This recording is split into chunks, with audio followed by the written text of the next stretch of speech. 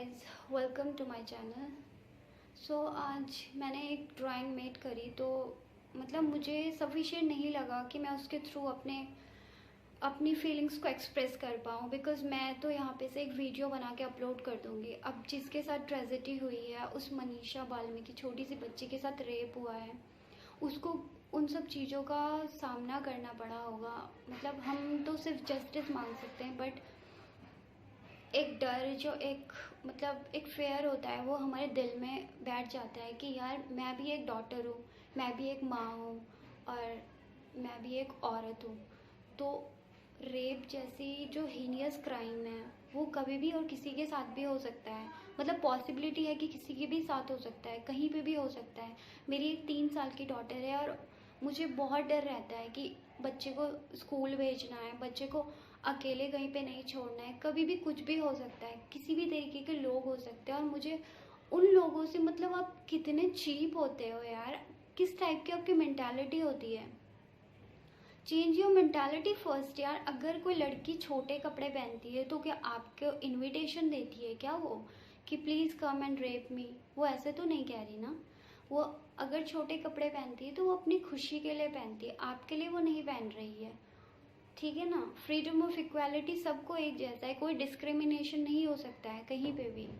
आपको कोई राइट नहीं है डिस्क्रिमिनेशन करने का या फिर इक्वालिटी से जीने का।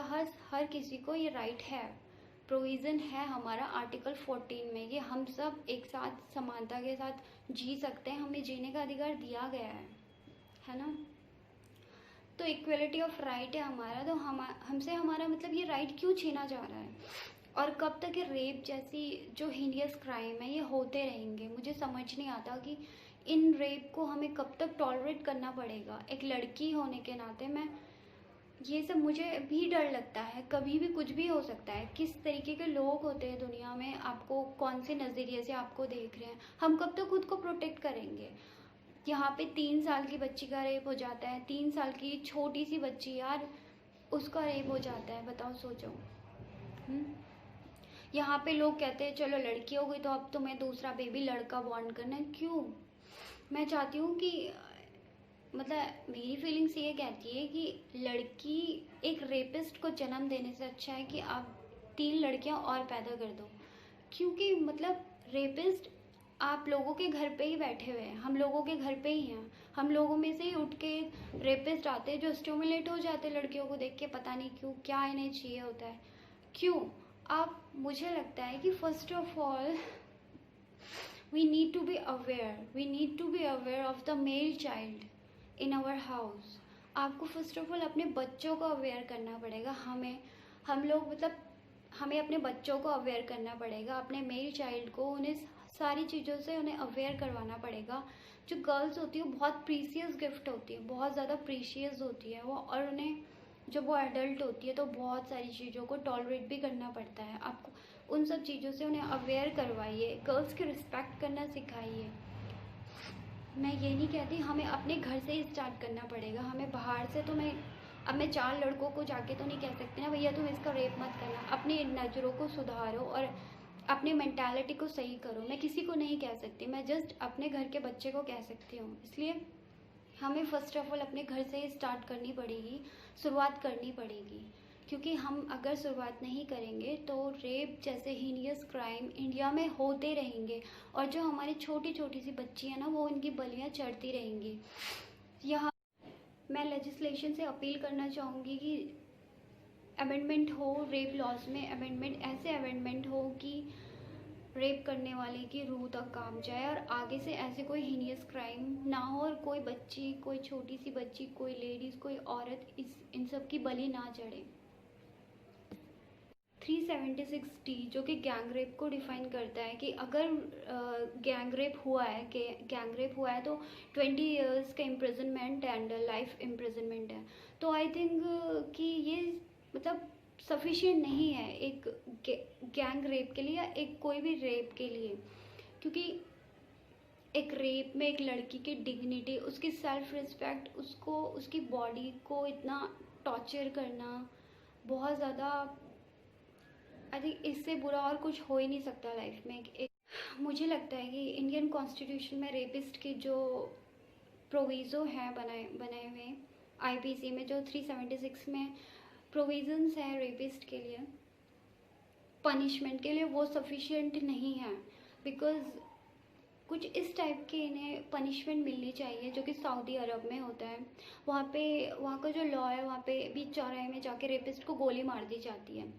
तो इसी टाइप से कुछ लॉज बनने चाहिए हमारे इंडियन कॉन्स्टिट्यूशन में भी, कि ताकि रेप करने वाले पर्सन को ये समझ में आ जाए कि उसने कितनी बड़ी मिस्टेक कर दी और लड़कियों की डिग्निटी को इस तरीके से कोई हार्म नहीं कर सकता है ना।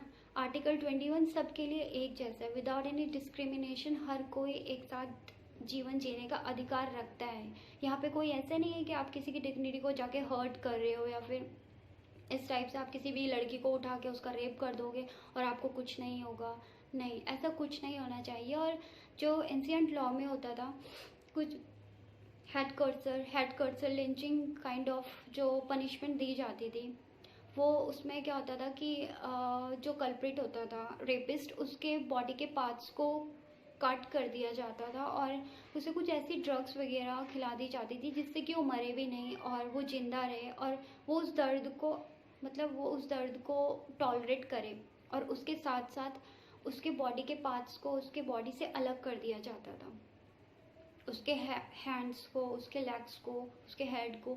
इस तरीके से पहले ज़माने में जो है वो पनिशमेंट दी जाती थी। तो मुझे लगता है कि अब भी वैसा ही होना चाहिए, क्योंकि रेप को ही छोटा क्राइम नहीं होता है। एक प्लीज़ रिस्पेक्ट ऑल वुमेन्स, बस यही कहना चाहूँगी सब लोगों से, सारे मेल पर्सन जितने भी मेरी वीडियो को वॉच कर रहे हैं, उनसे यही कहना चाहूँगी कि लड़कियों की रिस्पेक्ट कीजिए। अगर किसी लड़की ने मना कर दिया है किसी भी चीज़ के लिए, आपने जाके किसी लड़की को प्रपोज किया, अगर वो मना करती है तो उसका मतलब मना ही होता है। उसका मतलब ये नहीं होता कि आप जाके उसके साथ ज़बरदस्ती कीजिए। ज़बरदस्ती करने का प्रोविज़न्स भी है हमारे आईपीसी में, तो प्लीज़ बट ऐसा मत कीजिए आप, ठीक है ना। लड़की की नाम में ना होती है, और आप प्लीज़ उसकी रिस्पेक्ट कीजिए। जब तक आप लड़कियों को रिस्पेक्ट नहीं करेंगे, वो सेफ्टी जोन कैसे फील करेंगे खुद को। तो प्लीज़ मेरी आप सबसे मेल पर्सन से, स्पेशली मेल पर्सन से यही अपील है कि रिस्पेक्ट कीजिए वुमेंस की, और उन्हें सेफ्टी प्रोवाइड कराइए। कि आप भी इंडियंस हैं, हम भी इंडियंस हैं यार, अपने ही देश में हमें ऐसे छुप के रहना पड़ता है, क्यों।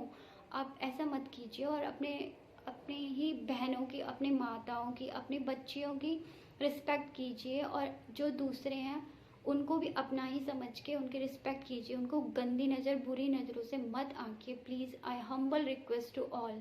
अगर रेप की अगर 1% भी हम अगर घटा सकते हैं, तो वो हम लोगों को खुद से ही शुरुआत करनी पड़ेगी। अदरवाइज़ 2-1 महीने के बाद फिर से, 1 आध साल के बाद फिर से एक रेप केस और एक निर्भया जो है वो फिर से एराइज हो जाएगी। हम लोगों के वजह से ही होती है वो। रेपिस्ट कोई बाहर से नहीं आते यहाँ पे रेप करने के लिए, कोई फॉरेनर नहीं होते हैं वो, या फिर वो कोई एलियंस नहीं होते हैं, वो हम लोगों में से ही एक होते हैं। तो please I humble request to all, आप सब रिस्पेक्ट कीजिए वुमेंस की, और बस यही कहना चाहूँगी मैं। और आप लोग मुझे प्लीज़ कमेंट बॉक्स में कमेंट करके बताइए कि एक रेपिस्ट के लिए सज़ा क्या होनी चाहिए। आप अपने व्यूज़ बताइए मुझे।